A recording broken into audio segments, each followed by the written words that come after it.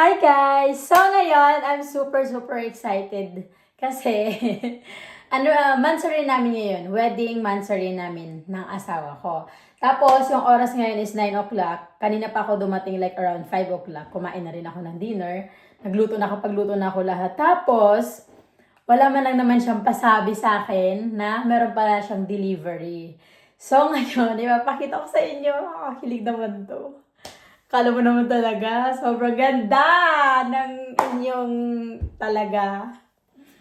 Ang banyaga talaga. Hindi mo makita ko sa inyo. Tingnan niyo. Aww. I get the flowers. And you know what guys, hindi lang isa. Dalawa.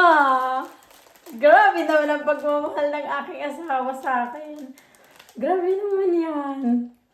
I'm so much appreciate. Sobra talaga siyang sweet, to be honest. Lagi niya yung ginagawa. Kahit nung nasa Pilipinas pa ako, lagi siya nagpapadeliver anything na, alam niyo yung parang, siguro ito yung niya, ito ang tawag doon yung parang lang, anong tawag nga doon, nakalimutan ko. Ay, alam mo yung act of service, nakalimutan ko yung pangalan, yung tawag doon.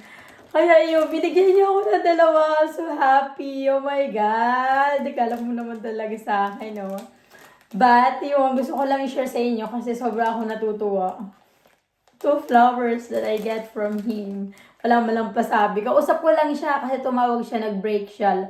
Like 5 minutes. Then, after 5 minutes, may na-receive akong doorbell. Then, ito na. Grabe. Ang galing ni Lord. Thank you so much, my love. I love you so much. Mwah.